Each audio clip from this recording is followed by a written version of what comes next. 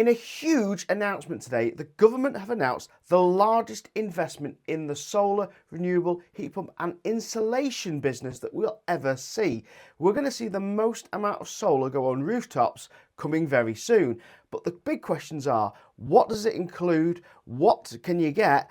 Is it grants, interest-free loans, or is it just low interest? I'm going to be breaking it down exactly what we're likely to see coming from the government very, very soon. But also, if you're thinking of getting a solar or heat pump soon, is it worth waiting for? The announcement from the government has no date of when this is going to start. It could come in next year, it could come in later in this year. We don't fully know. It's likely to be later on this year, we hope, because if it doesn't, the slump in solar sales as people put off buying solar batteries and heat pumps will be huge effects. Announcing something with no fixed date is actually that worry that people just go, oh, well, I'll wait to see what's going to happen.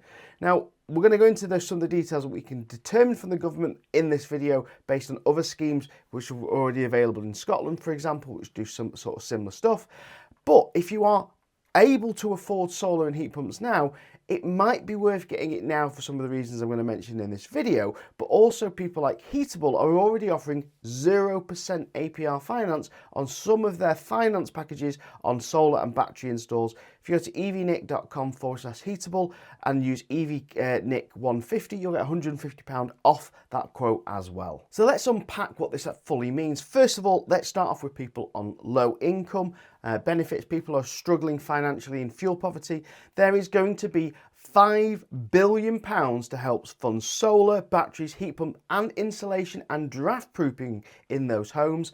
And that will include fully funded packages. That means fully funded solar and heat pump and insulation packages for those people, which is great news. But it also, a lot of people are going to be wondering, if I'm in rented accommodation, how's this going to affect me? Well, there's some news for renters, and that also means you as well, landlords. Changes to the way the EPC are calculated are going to change to favour heat pumps. At the moment, the EPC doesn't really favour heat pumps. It's actually quite a bad system for heat pump owners. So it's going to change the way that's calculated and work out, but it also means that there's going to be a change to the way that EPC reflects on people who are renting homes. So at the moment, landlords have a set procedure they have to meet to rent out a home on an EPC.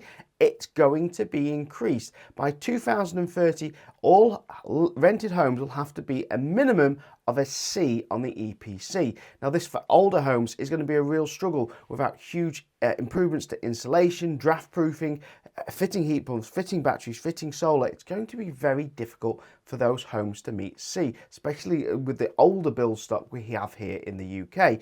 The big question is, what does this mean for renters and landlords? Will it mean that landlords push up rent to regurg some of this money? Or will it mean that landlords just simply sell up and renters are going to struggle to find somewhere to rent, and the rent will be squeezed up by the available lack of rentable space? What we do know is the government have announced that this won't start until 2030. It'll be phased in, and there will also be some assistance for landlords to help improve their current building stock. Now, if we peer over the wall to our friends over in Scotland who've had eco loans for a while for renewable products like heat pumps, solar and batteries, we can kind of determine what the UK government are likely going to copy from their scheme and copy into the scheme here at the moment for us.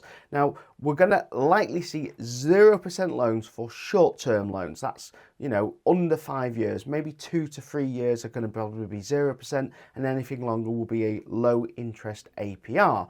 Now, the question is, low interest APR, how low? We're not really sure. We can make some estimates, which I will in this video, but also the term. Now, in Scotland, it is limited, I think, from memory to about a 12-year term. I think we will actually see longer terms. I think we're probably going to see 15 to maybe 20-year terms on these low interest loans from the government, and that means for a typical family getting around a £12,000 solar and battery install with a £5,000 heat pump install after grant, we're going to see typical payments of around about £117 per calendar month on a 15-year period and a £94 payment for a 20-year period, and that's really getting around about a 3% APR overall rate. Now, the government have said this is going to save a typical household around about £500 a year on their energy bills. I think that is way too conservative from the government. They did say £500 plus, but it seems too conservative. I think the findings from Nesta and MCS, where they reckon the savings would be £1,000 plus a year on their energy bills, is a much more realistic starting point. In fact, I, for example, have seen bills as low as £25 with my solar install, and this year with an extended battery system, I will reckon I will get to zero/negative bills from my solar system. So I definitely do think that the government's £500 is way too conservative. Now, like I said, we don't know when this is fully going to come in, but what I can tell you is that at the moment, demand will dip while people wait for full announcement details. But as soon as the details get announced, demand will go through the roof. It will likely outstrip all current suppliers' workforce. There's going to have to be huge hirings of new staff, training of new staff. There is going to be huge delays for people who want heat pumps. I reckon the grant funding for this scheme will run out way before everyone who wants it gets it. So what my advice would be is, if you're after a solar or heat pump system, get a quote now. If you want a heat pump, go to evnick.com/heat pump.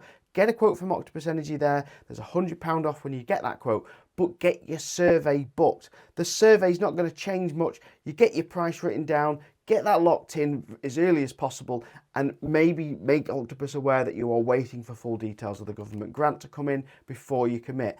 There is a small chance that when this government grant comes in, all suppliers raise the price a little bit. For two reasons. One, they need to obviously employ and train more staff. That's a cost element.